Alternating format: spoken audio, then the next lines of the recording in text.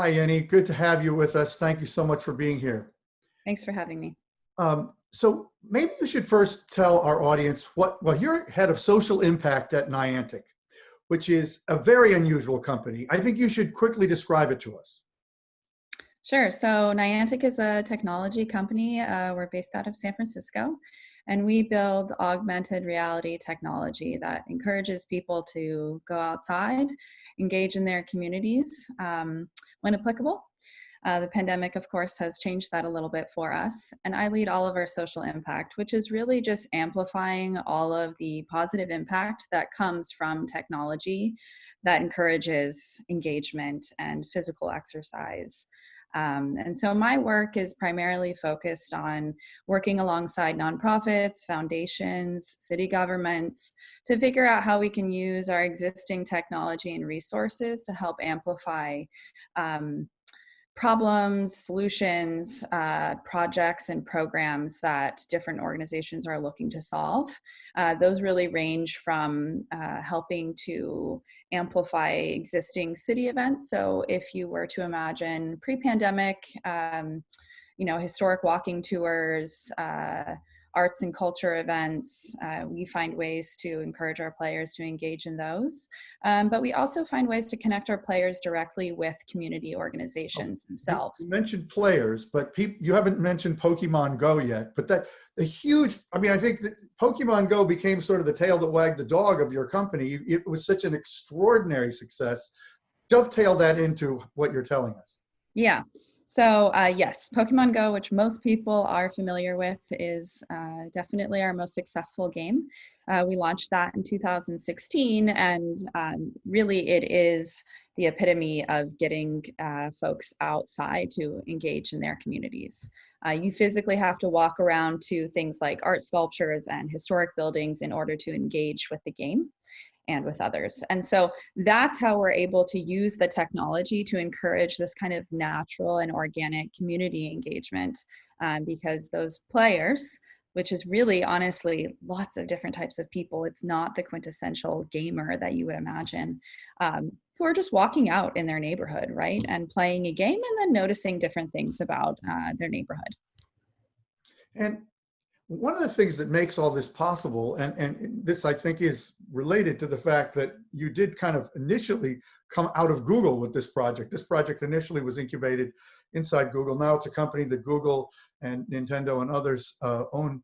But there's sort of a map part of this that is so important. You've actually got a sort of a visual representation of the world that is extremely unusual in itself. Could you talk about that? Because that's in a way the platform on which everything else exists. Yeah, absolutely. So we did start at Google. We started in 2011 as an autonomous unit. John Hankey, who had helped co-found Keyhole originally, which then was acquired by Google, and became Google Earth. He ran all of that, and then he founded Niantic Labs at Google. In 2015, we spun out, and Google, amongst many, many others, are investors in our company. And the mapping part is key, like you said. The idea really is, how can we use maps to better understand our world and help people engage? So John's ultimate question was, how can I get my kids outside to engage with their communities and move physically while still having fun? And so that was the idea there, was how can we make something so simple and fun that it's easy and obvious to be able to go outside, or maybe just, in these times, walking around your house or your backyard or something like that, versus, making something super hard. So for example, this idea of how can you learn how to do 10 push-ups, for example. Well, maybe you ought to just get in the push-up position the first week. And then the second week you do 1 push-up, right? And with Pokemon Go, there are literally millions and millions of game locations all around the world, and they're right outside people's homes. So it's really simple and easy for them to go outside and engage with the game without feeling like there's a huge hurdle for them to get outside. Talk about some of the social and community impacts that the game has already had. That you mentioned, our our players could do this and that. But what are they doing now that you might not have expected originally and that actually is making the world better? Yeah, so that's something that we're very passionate about. It's amazing, when people get together over a shared interest, a lot of really great things happen. And we saw that originally with Ingress. When we first launched Ingress while we were at Google, we started hearing from players Which is that another game, the first game you did. yeah, that's right. And it's, similar, still the same augmented reality technology, definitely a more in-depth game. But it's a game that you need to play when you go outside. And that game was interesting because we started hearing from players that, in fact, they had met some friends that, were actually neighbors just down the street from them, even though they had lived there for 10 years. Or the game was helping them combat some social anxieties that they had, or they met their wife through Ingress. And that, of course, was amplified through Pokemon Go when so many people were playing that game. And so now during the pandemic, it's really interesting to find ways for us to help players connect in what could be a very socially isolating time. In Pokemon Go specifically, there are lots of features where you can connect with friends, send each other gifts, no matter where you are in the world. And then there are different ways that people can connect and play at the same time without being physically together. Again, this is a new concept for us because we believe in the positive impact of being amongst a community in the physical space. But because it doesn't work right now, we have to find new ways to help battle these feelings of isolation that I think a lot of us are feeling. And encourage people to see that they are a part of a larger community, right? And that community is around the world. So later this month, we're going to host our annual Pokemon Go Fest, it's called. Usually we host that in 3 cities around the world in a physical space. So here in the US, that would be in Chicago, normally at a park over 2 days, thousands of players, right? Of course, that's not going to happen this year. And so we decided to make a global event that's happening for 48 hours. Everyone's going to be playing at the same time and, catching some really cool Pokemon and just really being able to be a part of something while still staying safe and remaining in your own community. But what I think is so beautiful about that, what you guys have made possible is the ability to use technology to engage in the physical world. And that's something that's talked about a lot, but with Pokemon Go, you kind of made the first great breakthrough in that. One of my colleagues, for example, just asked me to ask you whether you have ideas for how to use your technology platform to help people engage more with nature. And I know there is a platformization of it underway, so maybe at some point you need to get to that too, because I think that's very important. Yeah, it's a great question. I think, when we launched Pokemon Go, it was finally proof that people could tangibly see that this kind of technology can work. And it's a technological overlay of the real world. So there's real engagement there. But it's really just scratching the surface of what we can do. Like you mentioned, we have our platform, which we're working on, and that will enable third-party developers to come in and use the technology that we've built to create things like nature apps. So we've actually had lots of these discussions, especially on the social impact team around, how could we help researchers categorize and track bird species, for example, or how can we figure out changes in climate change by asking players to engage and show what they're seeing in their local communities. We are kind of a mid-sized company, around 600 people, and that seems like a lot in my mind, but then when you think about the heavy workload that comes with creating all these different types of experiences, it's nothing. So a platform really then kind of hands off some of that to people who are passionate about specific things like nature. There are so many applications to that. And I think that's really where some of the exciting stuff starts to come to life, is like, how can we use the enthusiasm of Pokemon Go to encourage even more positive change in the world? I know you have something you call a local business recovery initiative, which is connected to the pandemic and the economic downturn that followed. And Talk about that and how that dovetails with Pokemon Go and your platform. Yeah, so that was inspired a little bit by what we saw originally with Pokemon Go. So I don't know if people remember 4 years ago, seems like a lifetime ago. But when Pokemon Go launched, there were quite a few businesses that we saw who were using the existing game locations. So let's say, for example, an art mural outside their bar or cafe. And they were using those game locations to encourage people to come inside their business and buy a coffee or something like that.